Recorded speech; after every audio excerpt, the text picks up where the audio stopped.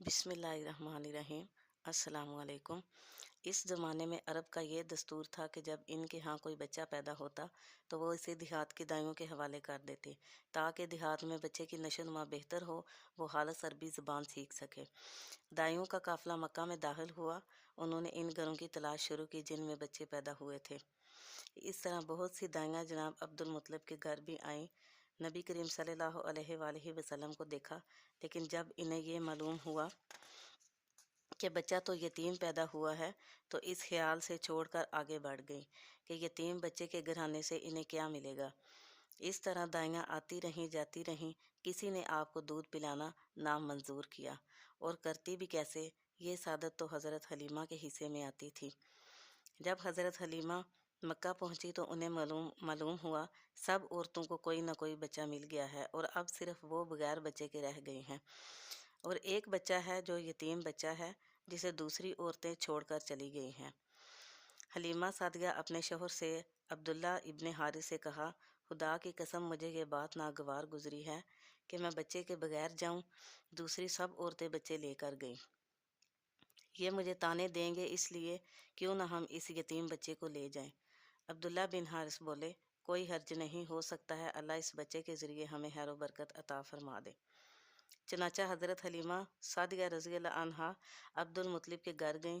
जनाब अब्दुल मुत्तलिब और हज़रत आमना ने इन्हें खुश आमदीद कहा। फिर आमना इन्हें बच्चे के पास ले गई।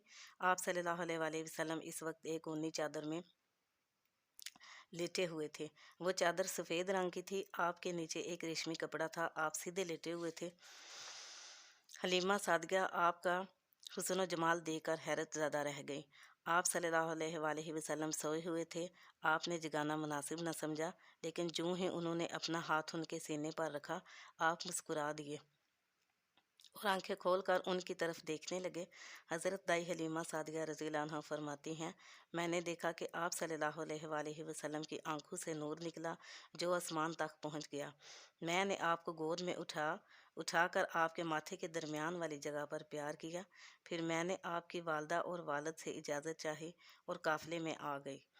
मैंने आपको बाईं तरफ से दूध पिलाना चाहा तो आप दाईं तरफ से दूध पीते रहे।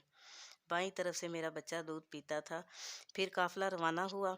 दाई हलीमा सादिया फरमाती हैं, मैं अपने खच्चर पर सवार हुई कि आपको साथ लिया। अब जो खच्चर चलाया तो बहुत तेज़ चलाकर इसने पूरे काफ़िले की औरतों को पीछे छोड़ दिया। दूसरी खवातीन हैरानगी से मुखातिब हुई, ए हलीमा, ये आज क्या हो रहा है? तुम्हारा खच्चर इस कदर तेज़ कैसे चल रहा है? पहले तो इसके लिए एक कदम भी उठाना मुश्किल था। जवाब में उनने कहा, बेशक ये वही खच्चर है। अल्लाह की कसम उसका मामला अजीब है। इस शाम जब हमारी बकरियां चरा कर आई तो उनके थन दूध से भरे हुए थे। इस दिन अपनी बकरियों का दूध धोया तो हमारे सारे बर्तन भर गए।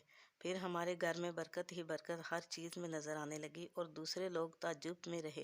जब आप 8 माह के हुए तो आप बोलने लगे, और जब आप 9 माह के हुए तो आप बिल्कुल साफ गुफ्तगू करने लगे।